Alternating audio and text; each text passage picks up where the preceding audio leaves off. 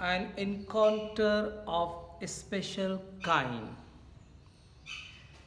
We are going to read a story, an encounter of a special kind. एक ख़ास किस्म का टकराव, एक ख़ास किस्म का आमना सामना, ये कहानी का टाइटल है। 10th क्लास की इंग्लिश का ये दूसरा सबक है। The title of this lesson an encounter of a special kind. This lesson, this story was written by Tapan Mukherjee. Tapan Mukherjee ने कहानी लिखी। एक कहानी जो है, अब उनके एक बचपन की कहानी है ये। जब वो 15 साल के थे,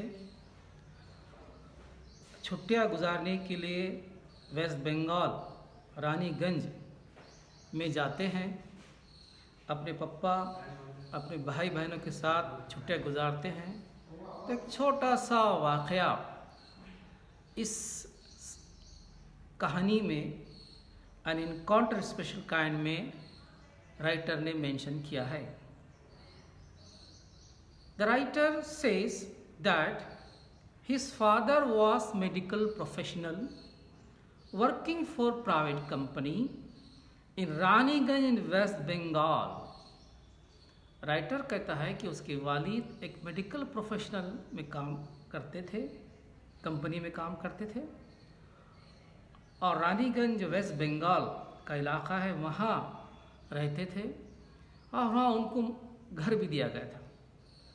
बड़ा सा लार्ज कैंपस था, वहाँ गार्डन थे, बड़ा सा गार्डन, कुछ परिंदे वहाँ जो है आवाज़ें करते थे।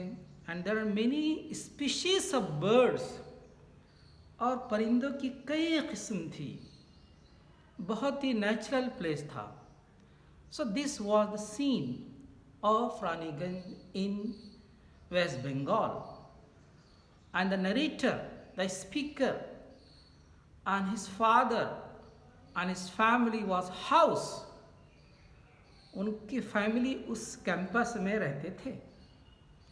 And the narrator went to spend his holiday, Puja vacation. West Bengal में जैसे हमारे पास दिवाली की छुट्टियाँ होती है, वहाँ जो है पूजा एक त्यौहार है, वहाँ छुट्टियाँ होती है। तो वो छुट्टियाँ गुजारने के लिए नरेटर गए थे। This incident was happen Saturday afternoon. ये वाक़या एक छोटी सी कहानी है, सैटरडे आफ्टरनून का है। When all the family members were sleeping. गर्मा का मौसम था, ख़ानदान के लोग सो रहे थे। But the narrator was reading a story book. मुसन्निफ जो है कहानियों की किताब पढ़ रहे थे। And this story was definitely mysteries, suspense. कहानी जो है एक सस्पेंस थी। चारों तरफ साइलेंट, खामोशी छाई हुई थी। The writer says the perfect backdrop of reading adventure story। Adventure story थी जिसमें बहादुरी के कारनामे, सस्पेंस। तो एक परफेक्ट बैकड्रॉप। तो उस खामोशी में उस कहानी का बड़ा मज़ा आ रहा था नरेटर जब पढ़ रहा था। पढ़ते टाइम कुछ आवाज़ें भी आ रही थी। Chirping of the birds, crow the shrill, कौवे की आवाज़, और उनके जो फैमिली मेंबर जो थे सो रहे थे। स्नोरिंग, गुर्राटे की आवाज़ भी आ रही थी। और ऐसे में वो narrator was reading adventure story books. The writer said I became deeply absorbed in the book। मुसन्निफ ने कहा, मैं इतना मशगूल था इस किताब पढ़ने में, अचानक suddenly I heard a group of street dogs barking fiercely in the distance. मैंने देखा कि कुत्तों की आवाज़, भौंकने की आवाज़ एक नज़दीक करीब से आ रही है. I chose to ignore the commotion, thinking the pack of dogs might have cornered a helpless pig. First,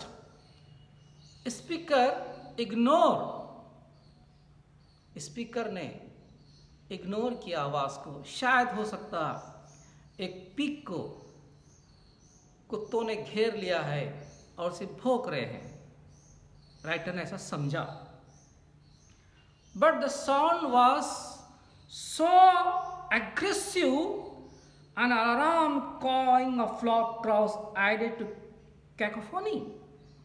कुत्तों की इतनी आवाज़ आ रही थी, साथ में जो है कौवे भी बहुत चिल्ला रहे थे, और आवाज़ जो है louder, sound is louder, louder and louder, आवाज़ बढ़ती जा रही थी. Curiosity got better of me. Narrator को क्यूरियोसिटी महसूस हुई, तजस्सुस हुआ, क्या हो रहा होगा, मुझे वहाँ जाकर देखना चाहिए, बाहर गार्डन में क्या हो रहा होगा. Leaving the book aside, I rushed to the veranda to see what was going on. So I kept my book and I came out veranda. आंगन जो बाहर, वहाँ आया कि क्या चल रहा है. I glanced toward the roof of the clubhouse and saw something horrible.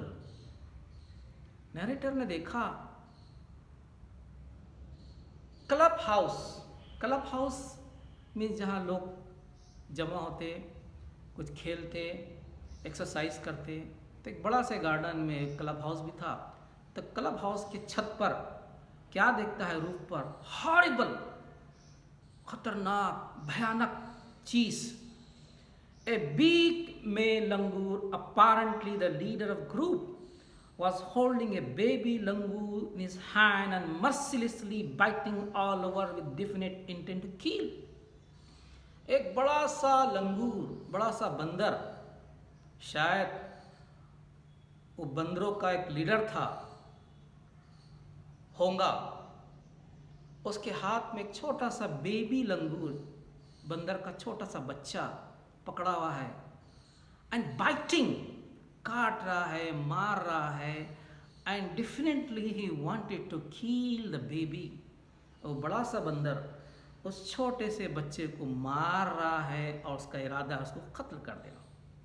So that was the horrible scene. Scene कैसा था? हॉरिबल.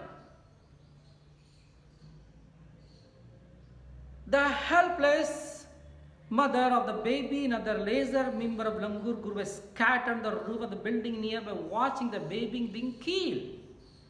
और छत पर कई दूसरे बंदर भी थे और दूर बैठे हुए थे, और छत पर उस बच्चे की माँ भी थी, वो अपने बच्चे को मरता हुआ देख रही थी. एक बड़ा सा बंदर उस बच्चे को मार रहा है.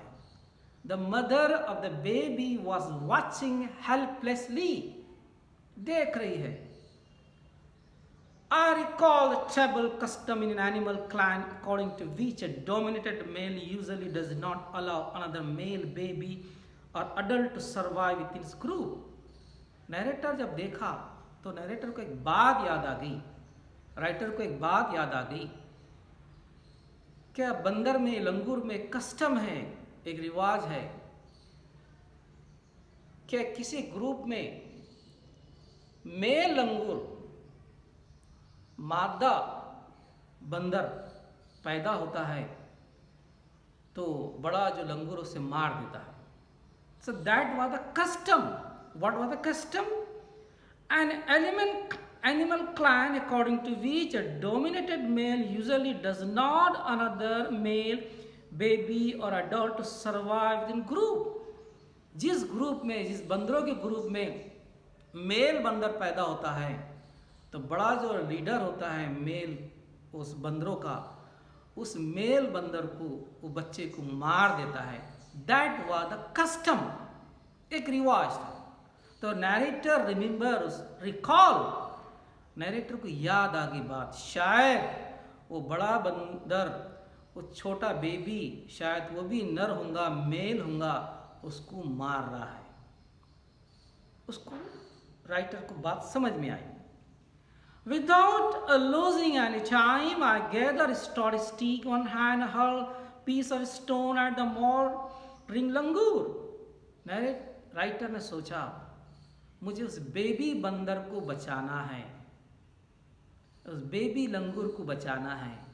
So he took a stick, sturdy stick, एक मजबूत छड़ी लिया और कुछ पत्थर जो है उस छत पे जो बंदर पर लंगूर पर मारने लगा, ताकि वो जो बेबी लंगूर है वो छोड़ दे। The langur was so infuriated and howled to gain a notice to my assault. But then I started throwing more stone. The dogs on the path raised a pitch of cry. लेकिन बड़ा लंगूर इतना गुस्से में था, इतना वहशीपने में था, he was continuously biting and killing. The changed circumstances and sudden unexpected attack from unknown quarter forced the langur to drop the baby from the sloping roof over the veranda. But narrator continuously throwing stone. Narrator जो है पत्थर मार रहा है उस बड़े बंदर को नीचे से, और वो बंदर छत पे है। और फिर जब देखा बंदर ने कि अनएक्सपेक्टेड अटैक, जिसको उम्मीद नहीं थी कि उस पर हमला करेगा, उस बेबी लंगूर को उसने अपने हाथ से छोड़ दिया। And the baby langur drop on the slope of the roof, और वो बेबी लंगूर नीचे गिरी छत पर, और उस छत से जो है नीचे की तरफ गिरने लगी। नीचे जो कुत्ते भौंक रहे थे, द डॉग्स वेर बार्किंग, कुत्ते भौंक रहे थे। कुत्तों को लगा कि अब वो चीज़ आ रही है और उसे खा लेंगे, उस बेबी लंगूर को खा लेंगे। छत पर भी दुश्मन और नीचे भी दुश्मन, लेकिन एक उनका जो रहबर, बचाने वाला, रेस्क्यू 15 साल का नरेटर अपने हाथ में छड़ी लिए और पत्थर लिए बड़े बंदर को मारने लगा। अब कुत्तों से भी बचाना था। So the baby langur was rolling on the roof, छत से वो नीचे बंदर गिरने लगा। As his body started to slide down, the excitement of the pack dogs grew manifold at this prospect good kill and meal. जैसे ही बंदर गिरने लगा तो नीचे जो कुत्ते थे खुश होने लगे, एक्साइट होने लगे कि अब उनका खाना जो है आ रहा है। Keeping the dogs at bay with a stick, I managed to catch hold of the baby langur just till I slipped over the edge of the tile roof. लेकिन नरेटर ने अपने हाथ की छड़ी से कुत्तों को दूर रखा, और जैसे ही बेबी लंगूर नीचे गिरा, नरेटर ने उसकी दूम पकड़ी और सीधा जो है एक पोल्ट्री कूप, जब मुर्गियों का घर है, वहाँ उसे के पास ले गए। And the baby was lifeless, motionless. वो बच्चा जो है ऐसा था कि लाइफलेस, उसमें कोई जिंदगी नहीं है, पैसिव, उसमें हलचल नहीं है। So I took the baby langur to our backyard and gently laid in the floor inside the portico. Narrator said, उस नरेटर ने कहा कि मैंने बच्चे को लेके पोल्ट्री कोप में ले गया जहाँ मुर्गियाँ रहते, और उसके जिस्म से खून बह रहा था, बच्चे के, बंदर के बच्चे से। Blood was oozing from some of the wound. The baby remained motionless. My father provided first and cleaned the wound to stop bleeding. वो आवाज़ से नरेटर के फैमिली मेम्बर भी जाग गए, जो क्वार्टर में आसपास पड़ोसी थे वो भी आ गए, और फिर नरेटर के फादर ने बैंडेज फर्स्ट एड है वो लाए और उस बच्चे के जख्म को लगाए। And the baby was breathing, और बच्चा जो है ब्रीथिंग करने लगा, सांस लेने लगा। Even though his breathe where shallow, हालांकि उसकी सांस बहुत ही कमजोर थी। Splashes of cool water made the baby start, and after a few shaky attempts he sat up. और कुछ पानी के खतरे उसके चेहरे पर डाले तो बच्चा जो है उठा। He was state of shock and started trembling like a leaf in the wind. Narrator ने कहा कि वैसा कांप रहा था बच्चा, ट्रेम्बलिंग कर रहा था जैसे एक दरख्त का पत्ता हलता है, like a leaf in the wind, जब हवा चलती है और पत्ता हलते हैं तो वैसा बच्चा जो है कांप रहा था, because of the shock.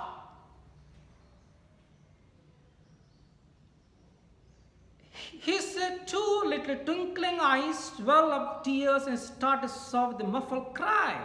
उसकी छोटी छोटी ट्विंकल आंखें आंसुओं से भरी हुई थी उस बंदर के बच्चे की, और एक धीमी धीमी आवाज से फिर रोने लगा।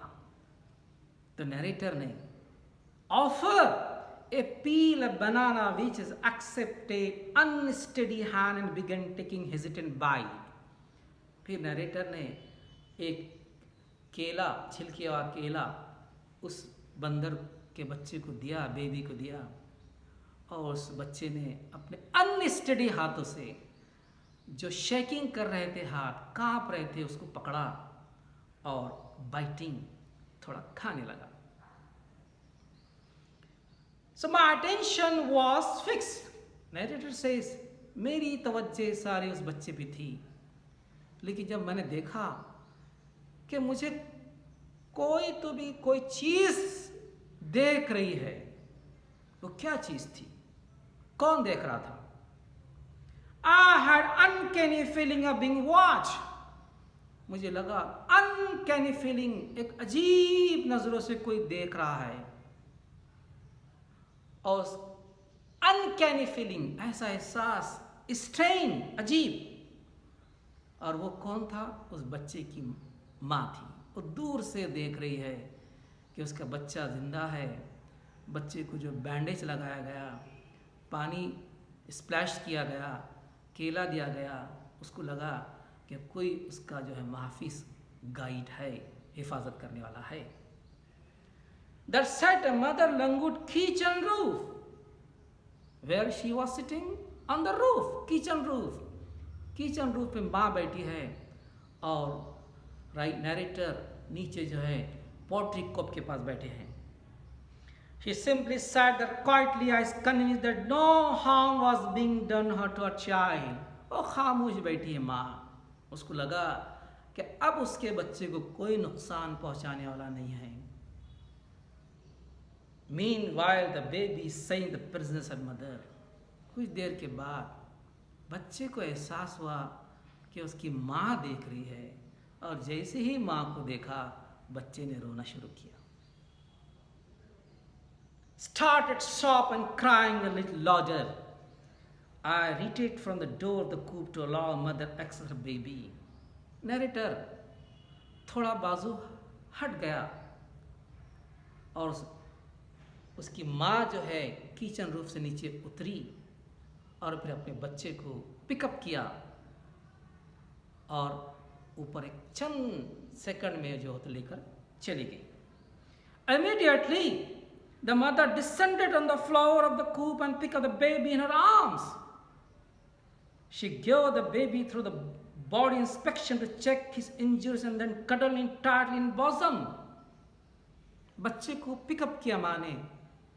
पिकअप लेने के बाद माँ ने बच्चे के जिस्म को टटोला और देखा उसको कितना मार लगा, और फिर देखने के बाद अपने बॉजम से, अपने छाती से लगा दिया, और बच्चे ने पकड़कर जो है माँ को पकड़ा और माँ जो तो आगे बढ़ के चले गई।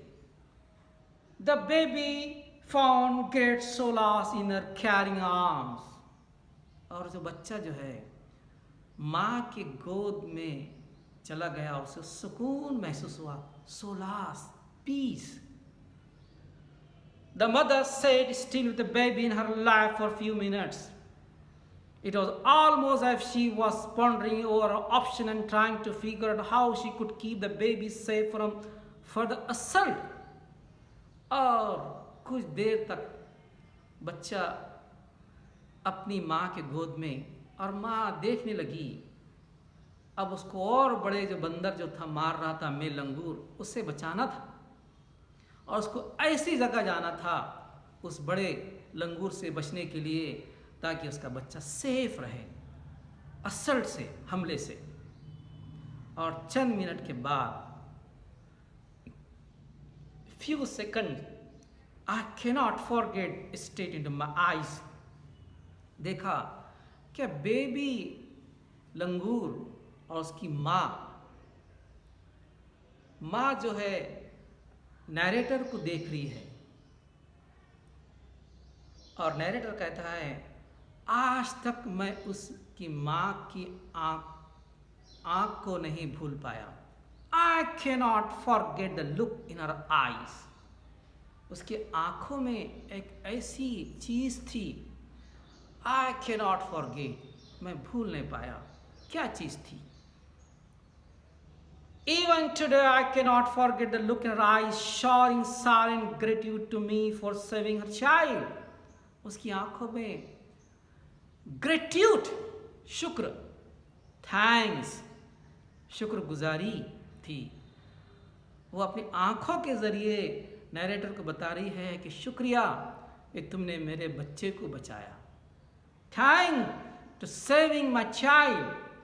So she was looking to the narrator's eyes, telling him that thank you for saving her child, her baby. वो कह रही है शुक्रिया कि तुमने मेरे बच्चे को बचाया. I was overwhelmed by the emotion, the sentiment and the way she thanks to me. There sat universal mother holding a stricken child in her lap. आज तक मैं उस नज़र को नहीं भूला कि माँ ने जो है अपने जज्बात और शुक्रिया उस नज़र के ज़रिए उसने पहुँचाई. और then in a flash she jumped with the baby clenching her belly, reach our kitchen roof. She survived the area for the vicious male langur and then leap away direction opposite the place of the violent encounter. और फिर उसने देखी जब बड़ा सा जो लंगूर जो था, डोमिनेटेड लंगूर, एक दूसरी तरफ बैठा और अपने बच्चे को लेके अपोजिट डायरेक्शन में लेकर चले गई और उसका बच्चा सेफ था, महफूज था. नैरेटर इस कहानी को यहाँ ख़त्म करता है और लास्ट पैराग्राफ में क्या कहता है देखिए.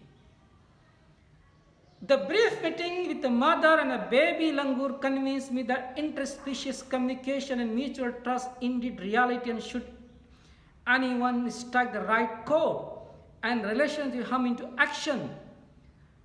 जो छोटी सी जो मुलाकात थी माँ की, बच्चे की और राइटर की, उसको एक बात याद दिलाती है, कहती है कि there is a interspecies communication and mutual trust, कि जानवरों और इंसानों में भी एक कम्युनिकेशन होता है, एक ताल्लुक़ होता है, और वो ताल्लुक़ है म्यूचुअल ट्रस्ट, भरोसा, सिंपैथी, हमदर्दी, कंपैशन, लव, केयरिंग, ये चीज़ होती है.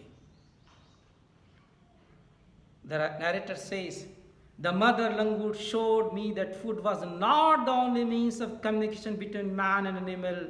There are other means of establishing a bond through trust, compassion and mutual understanding.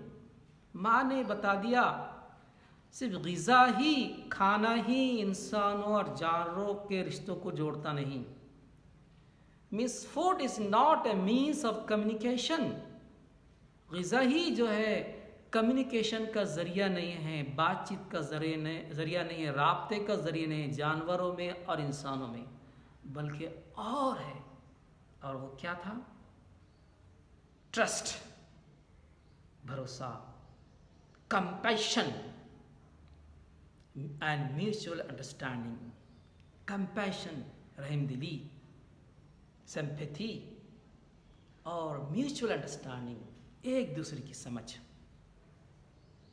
This was the aim, theme of the story. और ये स्टोरी का थीम है। 50 years have passed since that day. I am now 17 year old. एक कहानी को जो है 55 years हो गए, 55 साल हो गए, और आज मैं 70 साल का हूँ। मैं से मुराद narrator Tapan Mukherjee. But I still fondly remember the encounter of special kind. लेकिन आज भी एक ख़ास चीज़ से जो मुलाकात और आमना सामना था मुझे याद है। So this is the story. Please read the story number of times, take the meanings and try to answer the question in your notebook. Thank you.